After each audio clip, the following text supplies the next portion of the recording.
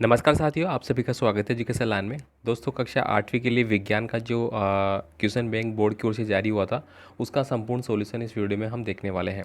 तो साथियों, आपको बता दूं कि इस बार जो आपकी वार्षिक परीक्षाएं होने वाली है, बोर्ड परीक्षाएं होने वाली है, तो बोर्ड ने जो परीक्षाओं के लिए आपका नया जो क्वेश्चन बैंक जारी किए गए थे, इन्हीं में से आपके टोटल पेपर के क्वेश्चन है वो बनेंगे। तो इनको आपको अच्छे से रट लेना है, एक एक प्रश्न आपको बहुत अच्छे से करवा दिया जाएगा। तो उम्मीद करता हूँ कि आप इन सभी प्रश्नों को पढ़ेंगे अच्छे से और इनके बेस पे एग्ज़ाम देंगे तो आपका 100% वो रिजल्ट रहेगा। ठीक है, तो चलिए अपन आज की वीडियो में स्टार्ट करते हैं। कक्षा 8वीं के लिए विज्ञान का जो पेपर है उसके सभी प्रश्नों को अपन हल करने वाले हैं। और वीडियो स्टार्ट करने से पहले आपसे छोटी सी रिक्वेस्ट ज़रूर रहेगी साथियों कि आपको अगर इन पेपर की पीडीएफ फाइल चाहिए तो पीडीएफ फाइल आपको हमारे ऐप पे मिल जाएगी और ऐप से आप इनको ले सकते हैं और वहाँ पे आपको जितने भी प्रश्न हैं वो सारे आपको आंसर सहित मिल जाएंगे। तो आप वीडियो के बाद जब आप इनको देखना चाहते हैं तो वहाँ पे आप आंसर भी देख सकते हैं। फिलहाल वीडियो में मैंने सभी प्रश्नों को ऐसे ही रखा है, आंसर नहीं लगाया है, ताकि आप इनको याद भी कर सकें। यहाँ पे देखिए पहला क्वेश्चन से अपन स्टार्ट करने वाले हैं। निम्नलिखित में से रबी की फसल है। तो यहाँ पे देखिए आपको रबी की फसल बतानी होगी। तो यहाँ पे ऑप्शन नंबर जो डी है वो हमारा सही आंसर हो जाता है क्या, मटर। अब देखिए रबी की फसल और कौन कौन सी होती है, हमने पढ़ा है कि रबी की फसल में हमारा गेहूँ आता है, चना आता है, ठीक है, जौ आता है और मटर आता है। तो यहाँ पे ये सारे आपको याद करने हैं, ठीक है। तो साथ साथ में ये भी आपको पढ़ते हुए चलना है। तो यहाँ पे ऑप्शन नंबर जो डी है वो हमारा सही आंसर हो जाता है पहले नंबर में मटर का। आगे देखिए अगला जो प्रश्न है यहाँ पे दिया गया है 2D और 4D क्या है। तो ये एक प्रकार के क्या है, खरपतवारनाशी है। खरपतवारनाशी किसको बोलते हैं आपको पता ही होगा, जो फसल के साथ, यानी कि हमने क्या किया, फसल उगाई और फसल के साथ अनावश्यक रूप से छोटे छोटे पौधे और उग जाते हैं और वो क्या करते हैं, फसल के जो लिए आवश्यक चीज़ें होती हैं उनको ये खा जाते हैं। ठीक है, तो ये हमारी जो फसल होती है वो क्या होती है, कम हो पाती है और जो हमारी उपज है वो भी कम हो पाती है, तो किसान इससे दुखी हो जाते हैं। तो दुखी क्यों होना भाई, जब मार्केट में 4D 2D प्रकार की जो खरपतवारनाशी दवाइयाँ मिलती है तो वो लगाइए और फसल को अच्छे से करिए। तो यहाँ पे ऑप्शन नंबर बी हो जाएगा। आगे देखिए यहाँ पे तीसरे नंबर का प्रश्न है कि निम्नलिखित में से सूक्ष्म जीवों से होने वाला रोग कौन सा है। अब यहाँ पे तीसरे नंबर में हमें आंसर करना है तो कौन सा हो जाएगा, सूक्ष्म जीव क्या होते हैं। पहले तो सूक्ष्म जीव वे जीव होते हैं जिन्हें हम किसकी सहायता से देखते हैं भाई, सूक्ष्मदर्शी, किसकी सहायता से, सूक्ष्मदर्शी की सहायता से ही देख सकते हैं। डायरेक्ट हमें आंखों से दिखाई नहीं देते हैं, इसीलिए तो हम उनको खा जाते हैं कहीं किसी भी चीज़ में और फिर हम बीमार हो जाते हैं। तो यहाँ पे हमारा ऑप्शन नंबर जो सी है हैज़ा, ये मेरा सही आंसर रहेगा कि हैज़ा जो होता है वो क्या होता है भाई, सूक्ष्म जो जीव होते हैं उनके द्वारा होने वाला रोग होता है। आगे देखिए यहाँ पे अगला है डबल रोटी के फूलने का प्रमुख कारण क्या है। ठीक है, इंपॉर्टेंट है। तो डबल रोटी देखिए फूलती क्यों है, तो यहाँ पे फोर्थ नंबर में ऑप्शन नंबर सी रहेगा, CO2 के कारण। CO2 गैस उसमें बढ़ जाती है जिसके कारण वो फूली हुई रहती है भाई। ठीक है, तो हमें क्या करना है, ऑप्शन नंबर सी पे टिक करना है। आगे देखिए प्रतिजैविक का आविष्कार किसने किया था।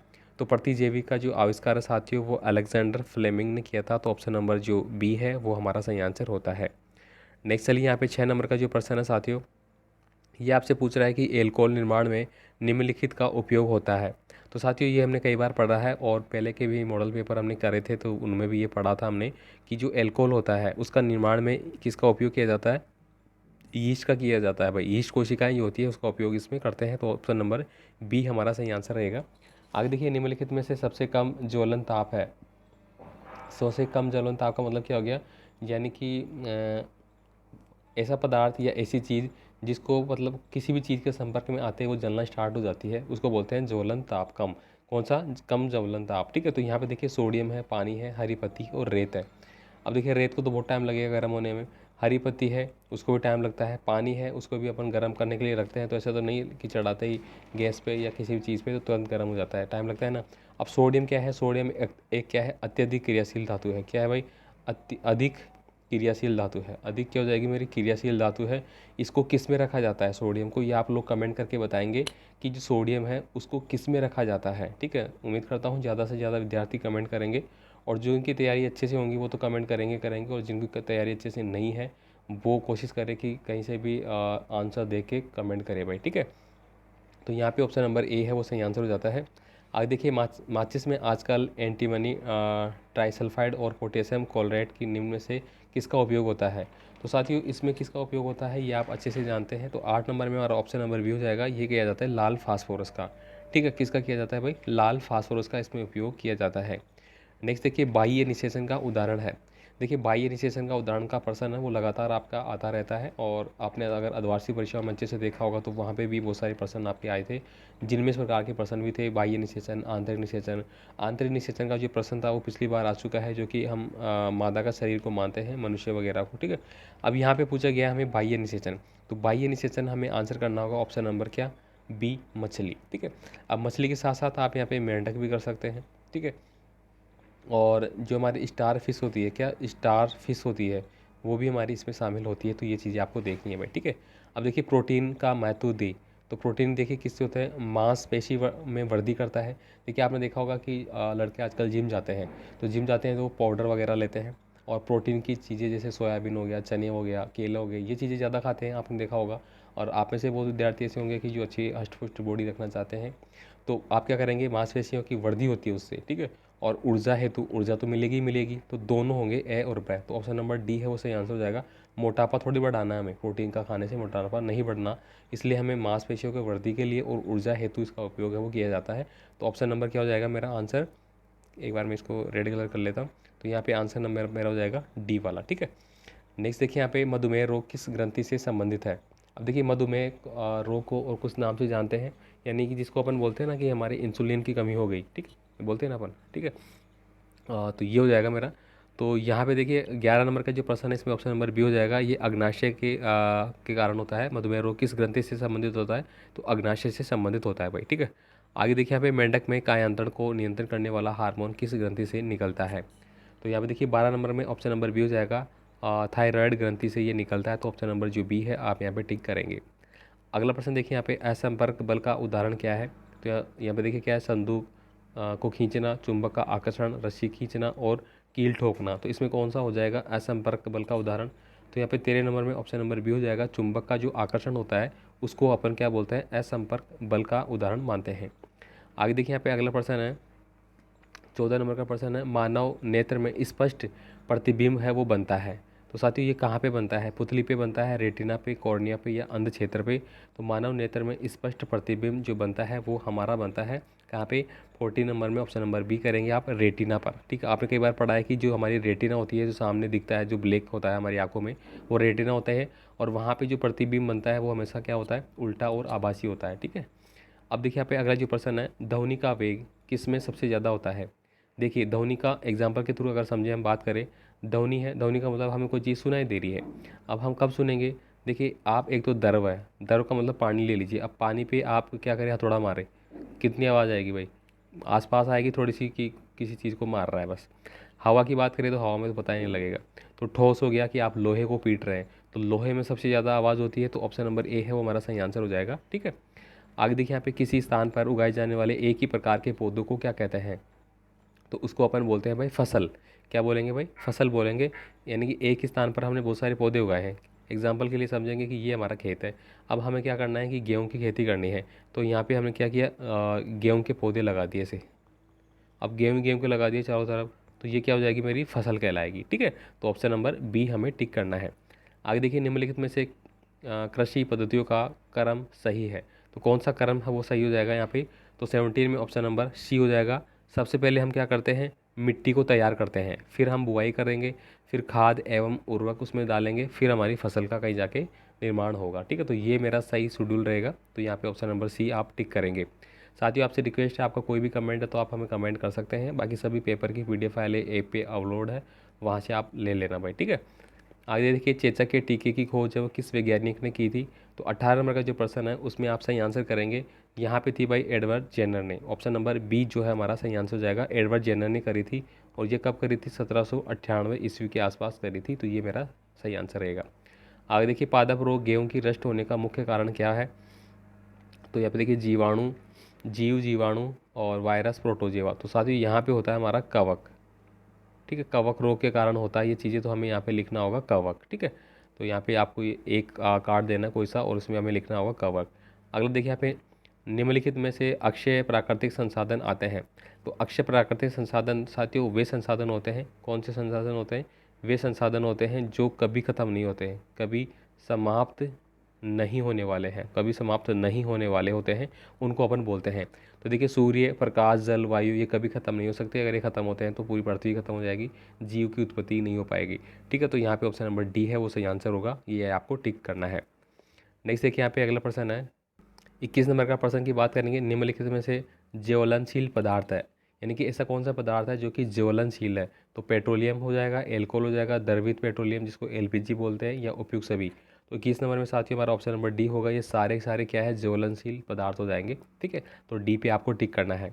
उसके बाद देखिए यहाँ पे सेकंड जो भाग है हमारा, जिसमें आपको सत्य और असत्य वाले पूछे गए हैं, ये हम देखने वाले हैं। तो यहाँ पे देखिए पहला जो प्रश्न है उसमें हम देखेंगे, डेंगू रोग मादा एनाफिलीज मच्छर के काटने से होता है। तो देखिए डेंगू रोग की बात की जाए यहाँ पे, मादा एनाफिलीज मच्छर के काटने से मलेरिया होता है, डेंगू थोड़ी होता है भाई। तो यहाँ पे इसमें हम क्या कर देंगे, एफ बढ़ देंगे कि ये मेरा क्या हो जाएगा, सही नहीं है। ठीक है, फॉल्स हो जाएगा। कपास एक रबी की फसल है, तो ये भी मेरा क्या है, गलत है भाई। कपास क्या होगी, रबी की फसल नहीं है भाई। ठीक है, इसके बाद देखिए अगला है, उर्वरक से मिट्टी को ह्यूमस प्राप्त होती है। तो 3 नंबर का जो है वो भी मेरा क्या हो जाएगा, असत्य हो जाएगा कि उसे प्राप्त नहीं होती है। ठीक है, कैंसर व अस्थमा संचरणीय रोग है, यानी कि मान लीजिए कि आपको कैंसर हो गया, संचरणीय का मतलब क्या हो गया कि आपको हो गया तो आपके साथ और कोई है तो उसको भी हो जाएगा। ठीक है, तो इस प्रकार का थोड़ी होता है। अस्थमा की बात करें, अस्थमा फेफड़ों का रोग होता है। ये किसका रोग होता है भाई, कैंसर और अस्थमा जो होता है, जो अस्थमा है वो किसका होता है भाई, फेफड़ों का रोग होता है। किसका, फेफड़ों का। अब जिसको फेफड़ों का रोग हो गया तो दूसरे को नहीं फैलता है ये। ठीक है, तो यहाँ पे ये भी क्या हो जाता है, एफ हो जाता है। तो कुल मिला के जो पहला पर्सन था उसमें चारों के चारों क्या होता है, फाल हो जाएंगे, मतलब कोई भी सत्य नहीं है। सेकंड देखिए यहाँ पे दूसरे की हम बात करेंगे। यहाँ पे चना रबी की फसल है, बिल्कुल अभी अभी हमने बात करी थी कि रबी की फसल में क्या क्या आ रहे थे मेरे, गेहूँ आ रहा था, चना आ रहा था, जो आ रहा था। ठीक है, और क्या आया था भाई, मटर, अभी हमने ऊपर पढ़ा था। तो ये सारे क्या होता है, मेरे रबी की फसल में आ रहे हैं। और यहाँ पे पूछ रहा है कि चना रबी की फसल है, तो बिल्कुल चना रबी की फसल हो जाएगा। तो यहाँ पे हम क्या भर देंगे, टी भर देंगे। ठीक है, तो एक बार दोबारा से बता देता हूँ इसको मैं, यहाँ पे हमने भर देना है टी। आगे देखिए, कुत्ते के काटने से टीबी होती है। तो भाई कुत्ते के काटने से टीबी थोड़ी होती है, कुत्ते के काटने से तो क्या होता है, रेबीज रोग होता है। कौन सा होता है, रेबीज। ठीक है, तो यहाँ पे ये गलत हो जाता है, इसलिए हम इसको फॉल कर देंगे। पौधों में रोग नहीं होते हैं, तो यहाँ पे देखिए गलत बात है, पौधों में रोग होते हैं, तभी तो पौधों के लिए कीटनाशक बनाए गए हैं। ठीक है, आगे देखिए, राइबोजियम बैक्टीरिया नाइट्रोजन स्थिरीकरण करता है। तो यहाँ पे सेकंड में फोर्थ का जो जाएगा वो सही है, बिल्कुल ये बात कि ये होता है। आगे देखिए थर्ड नंबर को जाएगा, जिसमें आपको वापस से सही और गलत बढ़ना है। दहन के लिए CO2 आवश्यक है। दहन का मतलब हो गया जलना। अब किसी भी चीज़ को अगर हम जलाते हैं तो जलाने के लिए हमें CO2 की नहीं, O2 की ज़रूरत पड़ती है। किसकी भाई, O2 की। O2 मतलब ऑक्सीजन, CO2 कार्बन डाइऑक्साइड की ज़रूरत नहीं पड़ती है। तो इसलिए ये मेरा क्या हो जाता है, फॉल्स हो जाएगा, मतलब ये बात सही नहीं है। ठीक है, तो इसको तो मैं मिटा देता हूँ यहाँ से, और ये मेरा हो जाएगा असत्य। ठीक है, आगे चलिए, यहाँ पे अगला है मेरा, जो ज्वाला का बाह्य क्षेत्र नीले रंग का होता है। तो बिल्कुल ये प्रश्न पिछली बार परीक्षा में आ चुका है, तो ये बिल्कुल सही बात है, इसलिए इसको हमने टी से दर्शाया है। डायनासोर एक विलुप्त जंतु है।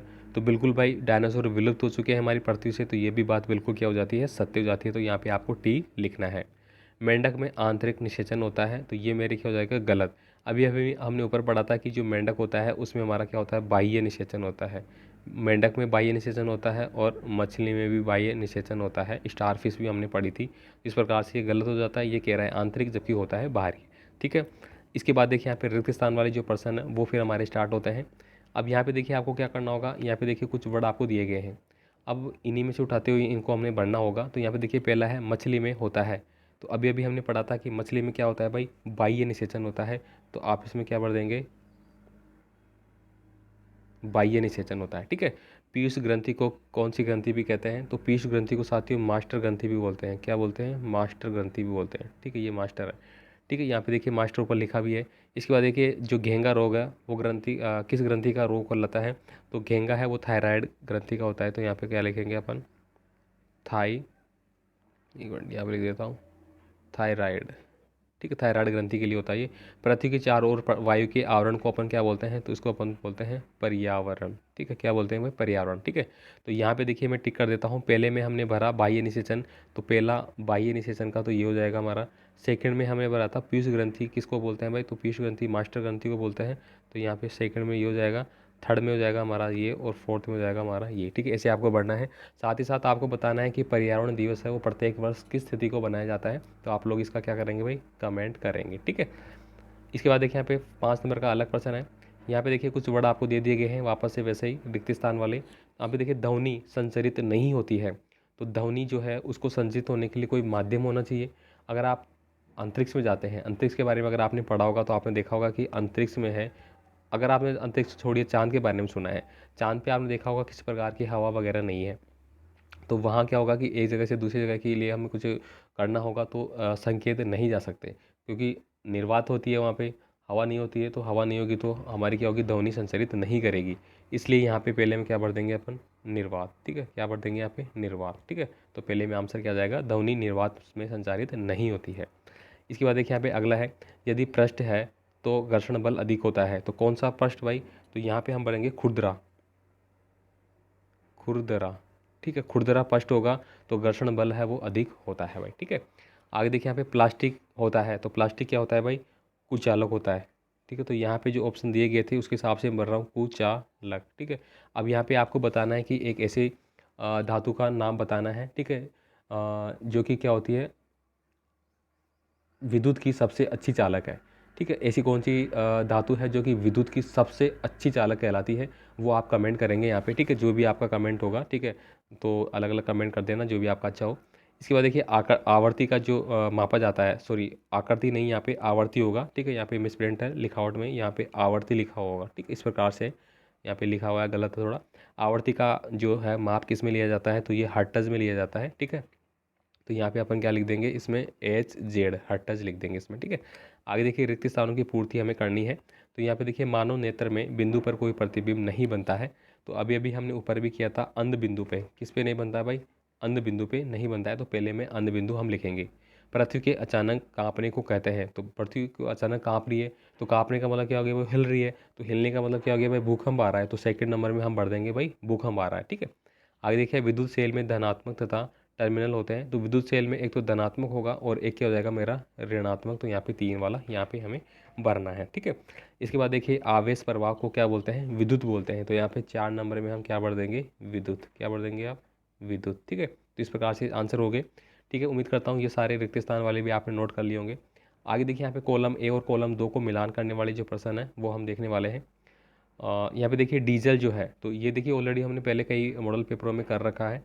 तो जो डीजल है इसका उपयोग किस में होता है, तो ईंधन के रूप में होता है। ठीक है, अब यहाँ पे आप कमेंट करेंगे कि आजकल ईंधन के रूप में है वो जो अपन द्रवित गैस होती है या फिर द्रवित पेट्रोलियम मान सकते हैं, तो कौन सा ऐसा है जो कि हम गाड़ियों में उपयोग करते हैं जिससे कि फ्यूल जो चार्ज है वो काफ़ी लो होता है और गाड़ी अच्छी चलती है। ठीक है, तो आप कमेंट करके बताएंगे कौन सा होता है भाई। ठीक है, अब देखिए यहाँ पे अगला है पर्यावरण।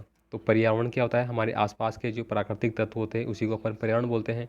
आकर्षण, तो चुंबक के असमान ध्रुव जो होते हैं उसमें क्या होता है भाई, आकर्षण होता है। अब देखिए यहाँ पे पेट्रोलियम क्या है भाई, काला सोना। पेट्रोलियम को क्या बोलते हैं भाई, काला सोना बोला जाता है। यहाँ पे आप कमेंट करेंगे कि जो सफ़ेद सोना है, कौन सा भाई, सफ़ेद सोना। तो सफ़ेद सोना किसको बोलते हैं, ये आप लोग कमेंट करके बताएंगे कि सफ़ेद सोना है वो किसको बोला जाता है। सेकंड देखिए 8 नंबर का जो प्रश्न है, कार्बनिक खाद। अब देखिए कार्बनिक खाद कौन से हो जाएंगे, पशु अपशिष्ट, गोबर एवं पादप अवशेष जो होते हैं उसको अपन कार्बनिक खाद बोलते हैं भाई। ठीक है, इसके बाद देखिए यहाँ पे अगला जो है बाजरा। तो बाजरा किसकी फसल होती है, खरीफ की फसल। तो यहाँ पे देखिए खरीफ की जो फसल है, खरीफ की फसल आप याद कर लेंगे, रबी की फसल याद कर लेंगे। खरीफ की फसल में बाजरा आ जाएगा, ज्वार आ जाएगी, मोट आ जाएगी। ये जो मोटे मोटे अनाज होते हैं ना वो किस में आते हैं भाई, खरीफ की फसल में आते हैं। तो आपको ये टिक करना है। ठीक है, तो यहाँ पे दोबारा से देख लेते हैं, कार्बनिक तो इसमें हो जाएगा, बाजरा खरीफ की फसल आ जाएगी। टीबी, तो टीबी दोस्तों जीवाणु जनित रोग होता है। विलुप्त यानी कि डायनासोर है वो एक प्रकार की विलुप्त जनजाति है, तो यहाँ पे हमें ये टिक मार्क करना है। तो ये भी आप स्क्रीनशॉट ले सकते हैं। आगे देखिए यहाँ पे 9 नंबर का जो प्रश्न है, कॉलम ए और कॉलम 2 को वापस से मिलान करना है। अब देखिए बाह्य निषेचन, तो अभी अभी हमने पढ़ा था कि बाह्य निषेचन मेंढक में, मछली में होता है, तो इसको टिक करना है। इंसुलिन, अभी हमने पढ़ा था कि इंसुलिन जो है जिसको अपन मधुमेह रोग बोल रहे थे। ठीक है, तो ये किस में होता है भाई, कहाँ से रिलेटेड होता है, ये अग्नाशय से रिलेटेड होता है। अंडज यानी कि जो अंडे देते हैं, तो आपने देखा होगा जो पक्षी है छोटे छोटे, आपने देखा होगा वो अंडे देते हैं, घोंसला बनाते हैं, आपने भी आपके पास पास देखा होगा। ठीक है, और साथ ही साथ यहाँ पे आपको कमेंट करना है कि जो हमारा राजस्थान है, ठीक है, हम राजस्थान के बारे में पढ़ रहे हैं, तो राजस्थान का राज्य पक्षी, राजस्थान का राज्य जो पक्षी है वो कौन सा है, ये कमेंट करना भाई, ये बहुत इंपॉर्टेंट है आपके लिए कि आपको पता तो होना चाहिए कि हमारा जो राज्य है उसका राजकीय पक्षी कौन सा है। तो ये आप यहाँ पे कमेंट करेंगे। इसके बाद देखिए एड्स जो है, तो एड्स क्या हो जाएगा, वायरस जनित रोग कहलाता है। ठीक है, तो ये यहाँ पे ऑप्शन नंबर आपको यहाँ पे टिक करना है। उसके बाद देखिए यहाँ पे आपको एक लाइन वाले जो क्वेश्चन है वो मिलते हैं, जिनको मैं नेक्स्ट वीडियो में कराने वाला हूँ पार्ट सेकंड में। ठीक है, तो आप उसको देखना ना भूलें, क्योंकि यहाँ पे वीडियो लंबा होता है तो कहीं ना कहीं बोरिंग भी होता है और लगातार विद्यार्थी पेट के पढ़ भी नहीं पाता है, स्किप कर देता है चीज़ों को। ठीक है, ये मैं समझता हूँ। तो यहाँ पे मैं स्किप करूँगा इसको। ठीक है, और हम नेक्स्ट वीडियो में मिलेंगे, जिसके सेकंड जो जितने भी आपके रह गए हैं उनको अपन नेक्स्ट अगले पार्ट में देख लेंगे। ठीक है, तो उम्मीद करता हूँ वीडियो काफ़ी अच्छा लग रहा होगा आपको। अपने दोस्तों को ज़रूर भेज देना, ताकि आपके सभी दोस्त इनको पढ़ लें। इन्हीं में से साफ 100% पेपर आपका इसी में से आएगा। ठीक है, कोई भी डाउट नहीं है। ठीक है, और बाकी देखिए फिर आपको पूरा पूरा समझा दिया जा रहा है, तो परीक्षाओं में अच्छे अंक लाना है। मिलते हैं अगले पेपर के साथ। धन्यवाद।